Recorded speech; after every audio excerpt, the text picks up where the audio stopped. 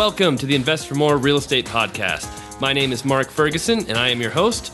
I'm a house flipper. I flip 10 to 15 houses a year. I own 13 rental properties with a goal to buy 100 by 2023. I'm also a real estate agent. I've been licensed since '01. I run a team of 9. We sell close to 200 houses a year. So on this show, we like to interview house flippers, landlords, and the best real estate agents in the business. So stay tuned for some great shows. If you want more information on my rentals, on the numbers, how I buy properties, check out InvestFourMore.com.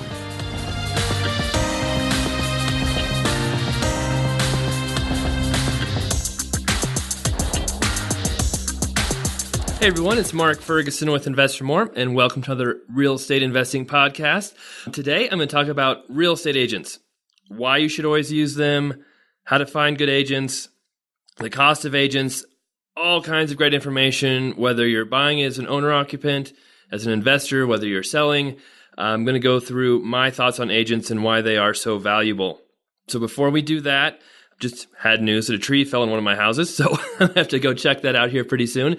But that comes with being a real estate investor. I had a flip we're working on in a really windy day yesterday. And so apparently that wind knocked down a tree and it's laying on a house. So I'll go see how bad that is. Hopefully not too bad. I'll have to post a video on YouTube. So if you have not seen my YouTube channel, have lots of before and after videos on all my flips, most of my rentals, and have some other advice videos as well. So check that out. Just search for Mark Ferguson or Invest for More on YouTube and you can find me.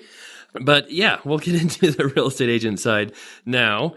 I just hopped on a new site called Quora, which is Quora, I believe. But really cool site where people can ask questions, people answer questions, a lot of interaction. And of course, it does send some people to my site, which I love as well. A lot of questions on there about why do I really need a real estate agent? With all the technology out there, with Zillow, with the internet, digital cameras, all this stuff, are agents really needed? Can I save a ton of money in commissions by just selling my house myself? And on the surface, it would seem like agents are being outdated. You don't need them. You could save money. But when you really dig into the business and what agents do, I think you realize how valuable they are and how much service they provide, as well as they simply make you more money when you use them. And I'm an agent myself, so of course I'm a little bit biased, but even if I wasn't an agent, if I was an investor, I would be using an agent to sell my houses, to help me buy my houses. I know many other investors, some who are even agents themselves, like Jay Scott, who I wrote a book with. He's been on a couple of my podcasts, is an agent, but he pays another agent because he doesn't have time to do the listing, to sell his houses himself, and he still sees the value in using an agent to sell his properties, help him buy properties. And I think just the industry is much different than other industries that compared to real estate agents. People say, oh, look at travel agents. They disappeared because of the internet. And yes, but travel agents were selling a vacation that's easily valued, you know what it's worth, and can be bought online from 100 different sites. A house is a little different. You have to value the house, get it appraised, get an inspection done, write a 20-page contract. There's a lot that goes into buying and valuing houses. And that's where agents bring their value into it. So first off, I'm going to start with the buying side, why you should use a real estate agent if you're buying a house for someone who's looking to buy their own personal house, an owner-occupant. And the first thing to know if you're buying a house is you most likely will not have to pay your agent anything if you're a buyer. The system is set up so that the seller pays the real estate commissions for both the buyer and the seller. And the reason it's set up that way is because the seller usually has more money than the buyer to pay an agent. A seller is, selling their house. They probably have equity in it. Prices could have gone up. When they sell their house, they can use proceeds from that sale to pay an agent. And an agent only gets paid once that house sells in most cases. A buyer, on the other hand, has to pay closing costs, might have to pay a down payment. Most buyers don't have a ton of extra money after buying the house to pay an agent. So it makes sense for the seller to pay the agent because more people can buy houses, more people can sell houses. It increases the price of houses, and most people are better off with the seller paying the agent. So if you're a buyer, there's no reason not to use a real estate agent because they're pretty much free. You don't have to pay them to show you houses. You don't have to pay them to help you find a lender or, discuss some of your finances, what might be smart. Almost everything an agent does is free. They only get paid when they sell a house. And that's important to remember too. If you're using agents, it is usually best to use one agent, not a bunch of different agents. It is no fun to be a real estate agent, spend hours and hours of time showing houses, getting a buyer qualified, going through all of this process to buy a house, and then the buyer goes and buys a house with another agent who didn't do any work. That agent gets a commission. The agent who did all the work gets absolutely nothing. And it can also bring up a situation where the buyer is responsible to pay a commission for an agent. So if you are working with a real estate agent and it is determined that that agent was a procuring cause for you buying a house, let's say you see a house with one agent, then you go and decide to make an offer on that house with another agent. The seller would pay the real estate agent commission to the agent who you buy the house with, who you write the contract with. But it could be ruled that the reason you found that house and bought that house was the first agent who showed that house to you. And you, as the buyer, may be responsible to pay a commission to that agent on top of the other agent getting paid by the seller. So you have to be careful as a buyer that you're not just running around seeing houses with every agent, making offers with other agents. Understand how the business works. So for that reason, it's usually best to find an agent you like and work with that agent exclusively. If you don't want to work with them anymore, you need to tell them, be very clear, make sure everything's, completely understand between both parties that you're not working with them anymore. You chose a new agent so that they're not doing work, they're not wasting time on you, and you may not owe them a commission later on for buying a house that they show you. It also gets agents working harder for you if they know you're the only one working with them. Like I said, agents are taught in real estate school by their brokers all over, you should only work with a buyer who is working with you exclusively. If they're working with a bunch of other agents, don't even waste your time on them because you don't want to put all that work in, all that time in, and then not get paid for anything you do. So if you are working with multiple agents and the real estate agents know you're working with multiple agents, they are probably not going to work very hard for you. If they find a smoking deal that fits perfectly for you, they may send it to you or they may not. They may send it to their other buyers who they know are going to work with them and use them as an agent.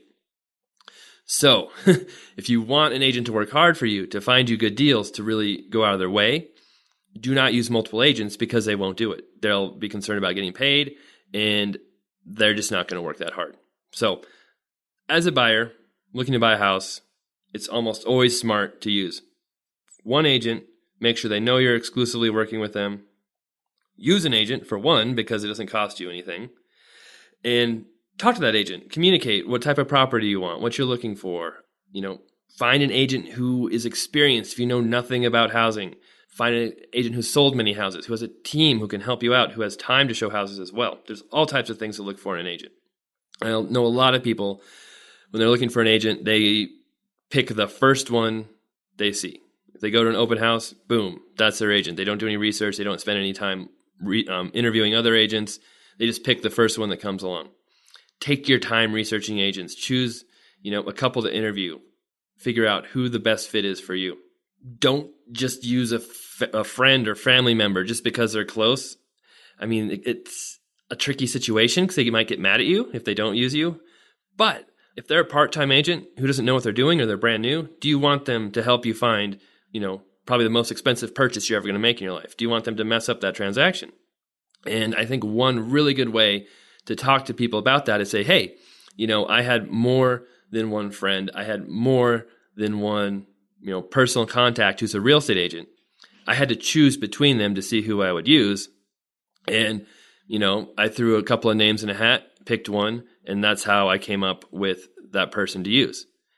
Now, I would not choose an agent that way. I would pick the agent you think is the most capable and most experienced. But, you don't have to lie to the other agent either. You can just throw one person's in the hat and leave the other person out, and then you did really pick that person's name out of a hat. But you just don't have to mention that their name was not included in the hat. So take your time choosing an agent. Don't just pick the first one that comes along. Pick one that's going to work well for you. So moving on to the investor side, buying houses, investors are, a completely different breed. You're trying to get a really good deal. You might have to make a lot of offers, might have to see a lot of houses. So you need an agent who has time. A lot of people say they want an investor-friendly agent, an agent who knows all about investing, who even invests themselves. I don't always agree with that because, for one thing, I'm a real estate investor and a real estate agent. I don't work with other investors to help them find deals because I want to buy those deals myself, and it's not fair to those investors if I'm buying them and not sending them to them. So if you're working with an agent who's also an investor, you may be missing out on deals because that agent might be buying them for themselves. So I think it's best to work with an agent who maybe isn't investing themselves. And I don't even know how much they have to know about investing either. I think the job of a real estate investor is to know exactly what kind of properties they want, the cash flow, if they're flipping, how much room they need. The investor needs to know all those things, not their real estate agent. You should not be relying on your real estate agent to tell you what kind of house to buy, how much money you're going to make, what the repairs will be. You need to know all that stuff yourself. What you need in an agent is someone who has time for you, will work extremely fast, and is competent. So that doesn't have to be the most experienced agent. It doesn't have to be an investor-friendly agent or even an investor themselves. That has to be an agent who might even be young or not that experienced yet, but they have plenty of time. They can go out there, show houses to you right away. They'll go out there looking for really good deals for you because they don't have much else going on. Those can be some of the best agents for investors. And if that agent happens to be on a team, like many of my agents are, they've got the backing of more experienced agents who can help with any problems or things that come up so that you've got kind of the best of both worlds. A young agent on a team who has time to find you deals, but they also have more experienced agents on that team to help them get through the process or figure out any problems, difficulties, things like that. And as an investor as well, a lot of investors work with more than one agent. It's kind of like the idea of, hey, if I have 10 agents looking for deals for me instead of just one, I'm going to get way more deals. But again, it comes down to the agent's motivation. Once in a while, I would send deals that I couldn't buy to other investors. And I'll tell you a quick little story. There was a contractor I worked with who helped repair houses for me, no longer works with me. I found him a flip. It was a HUD home. I couldn't buy it because I was a HUD listing agent. He bought it for like $100,000, ended up selling it for $165,000. He made, $30,000 on it. Used me as a real estate agent to sell it. And he comes up to me and says, "Hey, Mark, thanks for finding me this deal. I'm going to list it now." So I was charging 3% commission for my side. We'd pay 3% commission for another side. All commissions are negotiable, but that's what I was charging. He says, "I know you want to charge me 3% to list this, but I'm going to list it with somebody else unless you charge me 2.5%. I'm like, "Okay, I just made you $30,000 on this deal. You didn't have to find the property, and you're going to use another agent because I won't lower my commission." So basically what he was saying was he wanted to save $750 or he's going to use another agent to sell this house. So I agreed to do it for 2.5%, but I can tell you what, I never sent him another deal again in my life. I haven't really talked to him since then. On the other hand, I have some investors who I've worked with who ended up buying a house, they found a house, called me up, said they wanted me to make an offer for them and said, sure, I helped them out. We got the deal done. At closing, they gave me a bonus. Even though the seller paid my commission, they came around, gave me a bonus because they want to pay me extra for helping them out, doing things quickly, and doing a good job. So when the next deal comes along, who do you think I'm going to send it to as an agent? The investor who wanted to nickel and dime me for a smaller commission, even though I made him $30,000, or the other investors who paid me a bonus because they appreciated what I do and want to keep me in their mind. Think about the big picture. And when you're working with agents, who's going to make you more money in the long run? Not saving a few $100s on one deal. Because that contractor never got another deal from me, I can tell you that for sure. And these other investors we've worked with for years. And if there did happen to be a property I couldn't buy myself or do something with, I would let them know and send it to them first before anybody else. So if you're working with more than one agent, I know that story doesn't kind of apply to that, but it sort of does. If I know an investor is working with more than one agent, they might not use me to sell the house. Or if I send them a deal, they might use another agent to write the contract for them. I have no motivation to send them deals. Where I have a lot of motivation to send deals to the investor who I know is going to work with me, who I know is going to buy it through me, and I know is going to sell it through me. So if you want to work with 10 agents instead of one, you may not get as many deals because you're going to have 10 super unmotivated agents versus one really super motivated agent. If they know you're going to work with you, they know you're going to do all your business through them, there's no questions asked. So I think it's usually better to use one agent instead of a lot, unless you're working like multiple geographic areas where one agent can't cover everything. Then, hey, maybe you use an agent for one area, an agent for another area. That can work out well. All right, so along with investors come the idea of writing a lot of offers, doing a lot of work for nothing for agents. As an agent and seeing many agents on my team, I do see a lot of investors come through who have high hopes of flipping houses or buying rentals, and they never, ever do a deal. And it wastes a lot of time for agents. So not all investors do that, but a lot do. So that kind of jades a lot of real estate agents' ideas about investors. They see an investor coming in, all the like, oh, great, there's going to be a huge waste of time. They're never going to do anything, and just getting that idea in your head of being disappointed with investors will naturally not make you want to work very hard for them. So as an investor who needs a good agent, you have to realize that. You have to realize that some agents may look down upon you because you're an investor, because of their past experience with investors. So you need to show them you're serious. Get pre-qualified. If you have cash to buy a house, bring your proof of funds sheet. Do some work ahead of time to show that you took the time out to be a real investor. If you've bought houses before, show them that you've bought houses before. Let them know you're serious. And if you haven't bought houses before, if you're brand new, take your agent to lunch. Do something. Help them out. Show them you're serious. Show them you're not just a tire kicker, going to make a bunch of, look at 20 different houses, never make an offer. Prove you're serious. An investor will work harder for you, which will get you more deals as an investor. So that's what I want to talk about on the buying side for, owner occupants or investors. It's almost always best to work with one agent. You should use an agent because it costs you nothing. And, the better you take care of your agent, the more deals they'll send you, the better off you'll be. So moving on to the selling side. This is where it gets trickier for people and where a lot more questions are asked because the seller is who pays the real estate agents.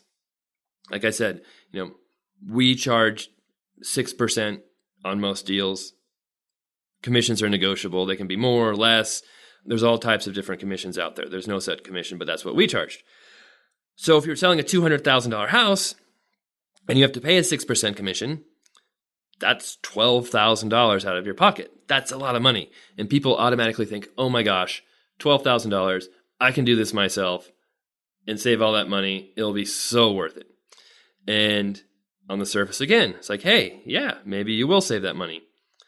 But when you look into it, you may not actually be saving any money. You may be costing yourself money and creating a lot more work and a lot more hassles for yourself in the process. And the reason is because real estate agents are very valuable to sell houses. The number one thing an agent can do is price a home correctly and market it so that it reaches the most buyers. When you don't price a home correctly, it can easily cost you 10% of the selling price, which right there eats away all those real estate commissions that you saved. If it's not marketed correctly, again, it can easily cost you 10% or more, which eats away all that savings from the commissions. And you might still end up paying the buyer's agent, which means you're only saving really half a commission, 3%, to do all this work yourself and still lose money over using an agent. So how does that make sense? It usually doesn't, but people don't know about all the things that go into it, what an agent does, and how the housing business works. So I'll start this out with a house I just bought off of Zillow that was a for sale by owner. It's a fix and flip we're working on now. The house was listed on Zillow for $199,900. I saw it come up. I have a little search set up that notifies me when new for sale by owners pop up in my area. I thought, oh, that's a pretty decent deal. That house is probably worth $225,000, $230,000. So $199,000, yeah, it's a good deal. Not quite enough room for me to flip, but I had my eye on it. A week and a half later, the price was dropped to $179,900. That got my attention. I thought, hey, okay, this is a much better deal.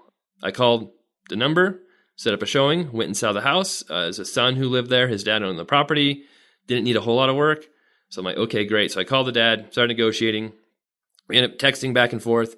I bought the house for $157,000. So that's $22,000 less than their list price and $40,000, $42,000 less than original asking price. And, the house needed probably $15,000, maybe $20,000 work. And like I said, it's worth $225,000, $230,000. To show you how being a for sale by owner hurt the seller, that house would have sold for $200,000 if it was marketed by an agent on the MLS system, which is a multiple listing service where, houses for sale are listed by agents. I have no doubt that house would have sold for that amount if people knew about it. But maybe 10% of buyers out there or less actually knew that house was for sale because it wasn't in the MLS. It was only on Zillow. And even if buyers did see it on Zillow, agents are not excited about showing houses that are for sale by owner. There's no guarantee they're going to get paid a commission. They've got to do all the work for the seller, write the contracts, go through all the inspections, the appraisals with them, help them out. Agents are very unmotivated to work with for sale by owners. So that hurts you from there. The house is not in the MLS, which means most buyers will never see it. And then the people who do see it are people like me, investors who are looking for a really good deal and want to get a low price. So when I bought that house, they didn't have to pay any real estate commissions. I waived those as part of, the advantage of selling it to an investor without, listing it. But, that saved him what? $10,000, $12,000. And it cost them probably $40,000 in price because it wasn't marketed correctly. And I see that all the time with houses that are for sale by owner. Maybe it's not quite that big of a disparity in price, but it's definitely most houses sell for less as a for sale by owner than if they're marketed by an agent. So that's the first thing to know is, sure, you may save that commission, but you're probably going to get a lower price than if it was marketed to everybody by an agent. And going back to pricing is so important. If you price a property too high, it will sit on the market. People won't see it, they won't make offers, and it becomes stagnant. And people start to wonder, what is wrong with that house? Why isn't it selling? Even if you lower the price $20,000 and it's now in a price point where it should sell, people are like, wow, yeah, the house seems priced right, but it's been for sale for 3 months. Everything else is selling in 30 days or less. Why has that house been for sale so long? There must be something wrong with it. Even if there's not something wrong with it, that's the mindset people have and buyers, think about. So it hurts you to overprice a house. That can easily cost you 5 or 10% of what it would have sold for if you priced it right, had a bunch of buyers going through it in the beginning, and they're making offers. And people say, well, I'll just price a property too low. I'll get multiple offers. They'll bring the price up to where it should be. Problem solved. Well, maybe not. When you price a property too low, yes, you can get multiple offers that can raise the price, but you also scare away some buyers. It's silly. It makes no sense to me. But a lot of buyers have the mindset, well, I'm not going to compete with anybody else. I don't want to get into a bidding war. I'm not even going to make an offer on a house that has multiple offers. I think that's not very smart. I think you just make an offer no matter what. But a lot of buyers do that, which means you're eliminating buyers when you have multiple offers. And then buyers look at the list price to figure out what they want to pay. If you're priced $20,000 less than market, the buyers are going to have a hard time saying, well, I'm going to pay $200,000 for this house, even though it's listed for $180,000. They're going to say, hey, it's listed for $180,000. If I just go $5,000 over, I might get it. So I'm going to bid $185,000. Now they might get beat out by someone else, or there might be 3 buyers with that same mindset, where if the house was priced at $200,000, what it's worth, the buyers say, hey, okay, we'll offer, $198,000 or $200,000 because that's what it's worth. You don't have to worry about trying to, squeeze money out or look for a good deal. So pricing it too low can also cost you 5 or 10% very easily. And homes that are priced too low attracts people like me. Again, investors looking for a really good deal. And if you want to sell your house for the most money, that's usually not who you want to sell the property to. So not having the house in the MLS system, not pricing it right, can wipe out all of those real estate commission savings right off the bat. And I know a lot of people say, well, I'll just use a limited service MLS, agent to put it in the MLS for me. I'll handle all the showings, all that, and I'll be able to market to people. Well, that's not always possible because in many states, including Colorado, where I'm at, limited service MLS listings are illegal. They are not allowed by the MLS.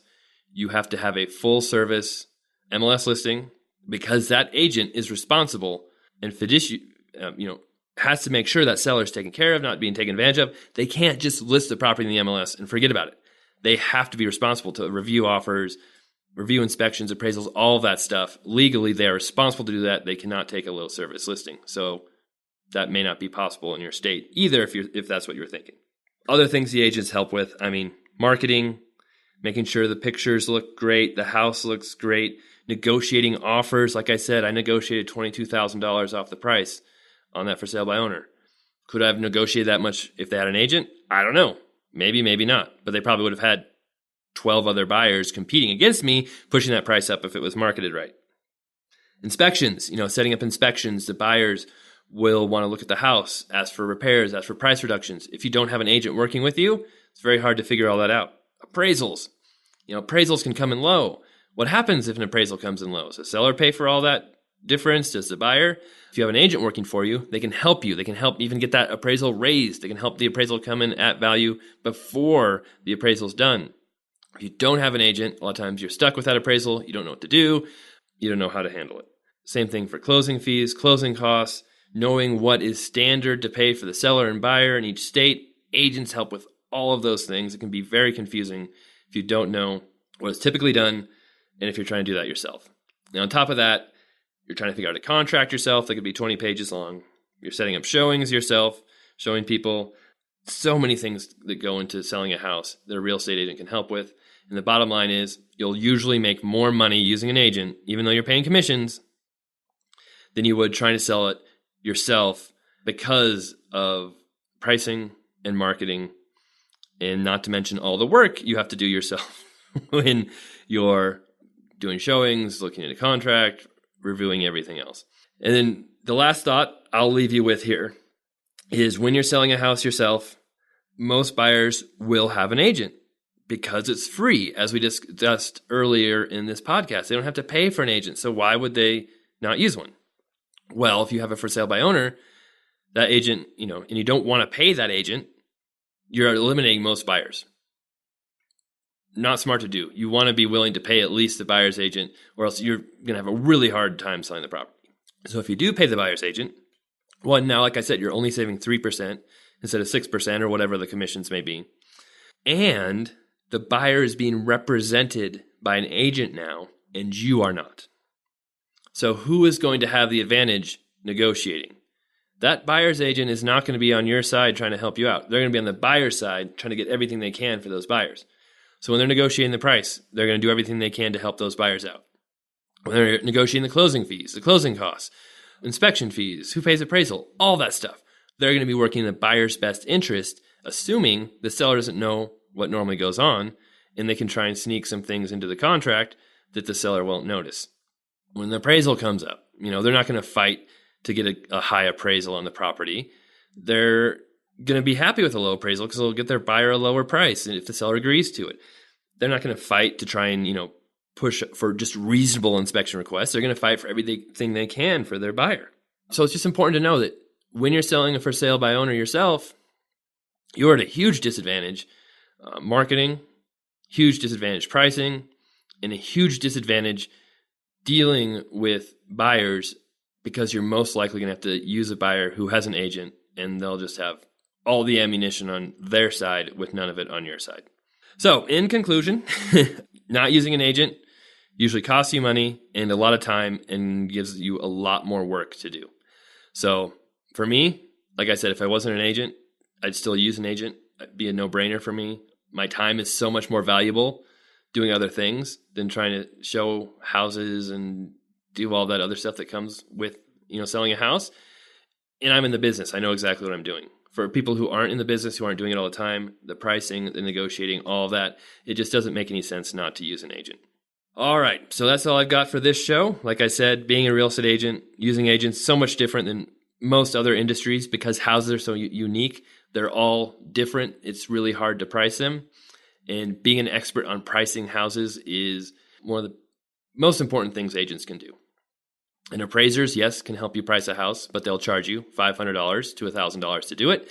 And it's probably not going to be as accurate as an agent because appraisers have certain guidelines to go by for banks that encourage low appraisals. So that's for another podcast, but I will add a link to the show notes that talks more about appraisals, how they work, and why they often coming low to the show notes. So again, thank you for listening. Hope everyone is doing well and doing lots of deals. Again, check out Quora if you want. I'll have a link in the show notes, and upvote my answers if you like them. Follow me. I have a lot of cool answers and information on there, not just on real estate, but on cars too, since I'm a bit of a car nut. All right. Thanks again, everyone. Hope you take care.